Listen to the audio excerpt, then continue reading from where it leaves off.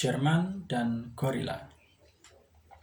Apa perbedaan yang lebih dalam lagi untuk membandingkan kelompok manusia dari spesies hewan?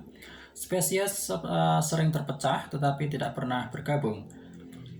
Sekitar 7 juta tahun lalu, simpanse dan gorila memiliki nenek moyang yang sama. Spesies leluhur tunggal ini terpecah menjadi dua populasi yang akhirnya menempuh jalur evolusioner berbeda. Setelah ini terjadi, tidak ada jalan kembali, karena individu yang termasuk spesies yang berbeda tidak dapat menghasilkan keturunan yang subur bersama-sama. Spesies berbeda tidak akan pernah bisa bergabung. Gorila tidak dapat melebur dengan simpanse, jerapah tidak dapat melebur dengan gajah, dan anjing tidak dapat melebur dengan kucing. Suku-suku manusia sebaliknya cenderung menyatu seiring waktu ke dalam kelompok yang lebih besar dan lebih besar. Orang Jerman modern diciptakan dari peleburan orang-orang Saxon, Prussia, Swabia, dan Bavarian yang belum lama ini saling mencucurkan percik cinta pada satu sama lain. Otto von Bismarck diduga mengatakan setelah membaca On the Origin of Species dari Darwin bahwa Bavaria adalah mata rantai yang hilang antara Austria dan manusia. Prancis diciptakan dari peleburan Frank, Normandia, Breton, Gascon, dan Provençal. Sementara itu di seberang terusan Canal, Inggris, Skotlandia, Wales, dan Irlandia secara bertahap melebur bersama dengan sukarela atau tidak untuk membentuk orang Inggris. Dalam waktu yang tidak terlalu lama, orang Jerman, Perancis, dan Inggris semoga masih melebur sebagai orang Eropa. Peleburan tidak selalu bertahan karena orang-orang di London, Edinburgh, dan Brussels sangat menyadari apa yang terjadi hari-hari ini. Brexit dapat memulai mengurai simultan baik untuk UK maupun Uni Eropa, namun dalam jangka panjang arah sejarah sudah jelas. 10.000 tahun yang lalu manusia dibagi menjadi suku-suku terpencil dan yang tak terhitung jumlahnya. Dengan setiap milenium yang berlalu, ini bergabung menjadi kelompok yang lebih besar dan lebih besar, menciptakan semakin sedikit peradaban yang berbeda.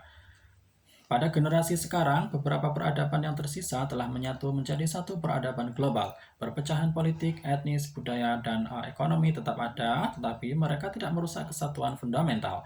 Memang beberapa divisi dimungkinkan hanya oleh struktur umum yang menyeluruh. Dalam ekonomi misalnya, pembagian kerja tidak dapat berhasil ketika setiap orang berbagi satu pasar. Satu negara tidak dapat mengkhususkan diri dalam memproduksi mobil atau minyak kecuali dapat membeli makanan dari negara lain dan memanen gandum dan beras. Dari negara lain yang memanen gandum dan beras. Proses penyatuan manusia telah mengambil dua bentuk berbeda, membangun hubungan antara kelompok-kelompok yang berbeda dan mempraktekkan homogenitas antara kelompok. Tautan dapat dibentuk bahkan di antara kelompok yang terus berperilaku sangat berbeda. Dan benar, hubungan dapat terbentuk bahkan di antara musuh bebuyutan.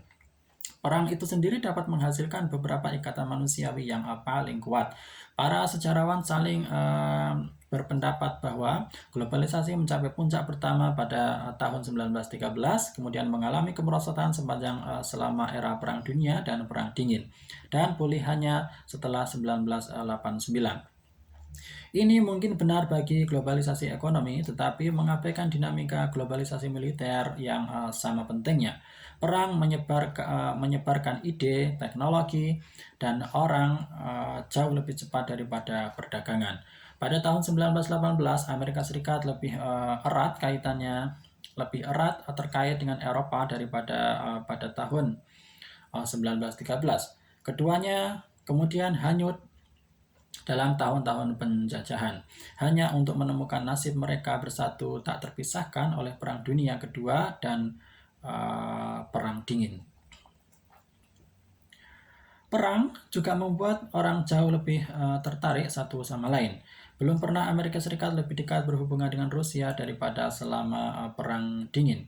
Karena setiap bentuk yang bunyi di sebuah koridor Moskow membuat orang-orang berebut naik turun di tangga Washington. Orang-orang lebih peduli tentang musuh mereka daripada tentang mitra dagang mereka. Untuk setiap film Amerika tentang Taiwan, mungkin ada 50 film tentang Vietnam.